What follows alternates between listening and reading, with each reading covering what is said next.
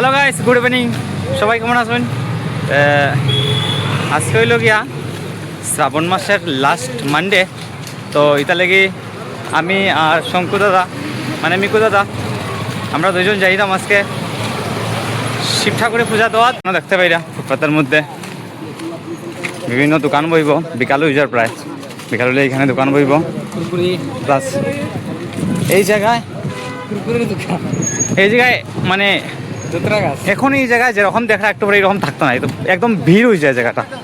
দেখতে পারে এখানের মধ্যে সবজি দোকান বইছে,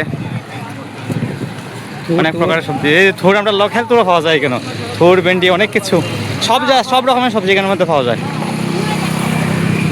এই যে পোশাক, এই যে পোশাক আমাদের লোকাল পোশাক এখানের মধ্যে পাওয়া যায়। এখানে বোধহয় প্রাইস একটু বেশি আমরা তুলনায়। তো যেহেতু আজকে আমরা শিব ঠাকুরে দিমু, এটা লাগি আমরা এখান থেকে ধুত্রা ফুল কালেকশন করবো। তো দেখাই দাম আমি এখানের মধ্যে অনেক ধুত্রা ফুলের গাছ আছে। তো এই যে আমার শঙ্কর দাদা এখন যাইরা ধুত্রা ফুল ফাটা লাগিয়া। এই যে কোন গাছটা আমি তো চিনি না অ্যাকচুয়ালি। ওহো আচ্ছা আচ্ছা, এই যে ধুতরা গাছ, এইটা লাগে ধুতরা ফুল, খুব সুন্দর। এটা ইম্পর্টেন্ট, এই ধুতরা গোটা এটা রাখো না? হ্যাঁ ওকে, এটা ইম্পর্টেন্ট। আর এটা ধুতরা পাতা। আচ্ছা, নেক্সট এই জায়গাটা পুরো কলোনি হয়ে যাব, মানে এখানে তিনটি ঘর বানাইব বোধহয়। যাই হোক, আর এখানের মধ্যে এইগুলো টিনের যেগুলো ঘর বানায়, রুম ছোটো ছোটো রুম থাকে, এগুলোর ভাড়া হইল গিয়া 5,000 থেকে 6,000 টাকা। তো এই জায়গার মধ্যে টোটাল টাকা দিয়ে নিয়ে এখানের মধ্যে কলোনি হইব। তো কলোনি হওয়ার পর আমি দেখাই এই জায়গাটার মানে ভিউটা কীরকম হয়। আর আমরা যাইলাম হাঁটি হাঁটি, প্রায় আমরা রুম থেকে প্রায় 2 কিলোমিটার দূর হইব মন্দির। তখন জায়গা হাঁটি হাঁটি যাইলাম। যাই হোক, হাঁটিয়া গেলে পূজাটা সফল হইব। আর আপনারা দেখুন, দেখতে থাকুন।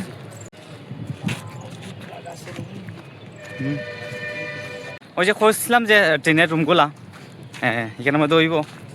এই যে এই রকমের রুমগুলা, এখানে একটা কলোনি অলরেডি আছে, এখানের মধ্যে অনেক মানুষ হয়ে থাকে। 5 থেকে 6,000 টাকা রুমের ভাড়া হয়। এই যে একদম লাইনে বানায় রাখছে।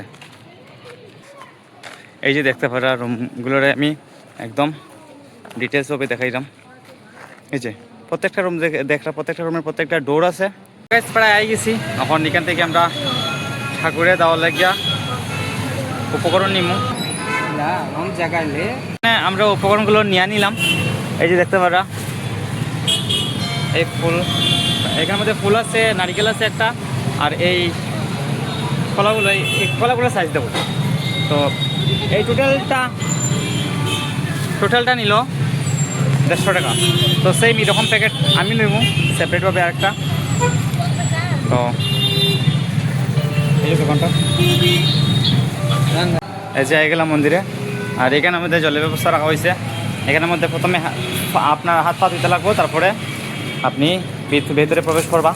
আর এই যে কৌটোটা দেখতে পাই, এটা বেসিংয়ের মতো, এখানের মধ্যে নারিকেলটা ভাঙিয়া তারপরে ঠাকুরের খাজিনা লাগানি হয়। এই লোকের মন্দির, ছোটোখাটো মন্দির, কিন্তু ভেতরে অনেক শান্তি। এই যে মেকোদা নারিকেলটা ভাঙিলিরা। আমরা পূজা করা শেষ। তো আমি অবশ্য ভিডিও করতে পারছি না এখানে, যেহেতু পূজা মন্দিরে ঢুকিয়া পূজা দেওয়াকালীন ভিডিও করাটা ঠিক না। তো এটা লাগে আমি কিছু ফটো ক্লিক করছি, আপনারা লাগিয়া ফটো দেখাইমু। আর এই যে প্রসাদ, আর এই যে শঙ্কর প্রসাদ খাইরা উইথ ভাগ ভক্তি।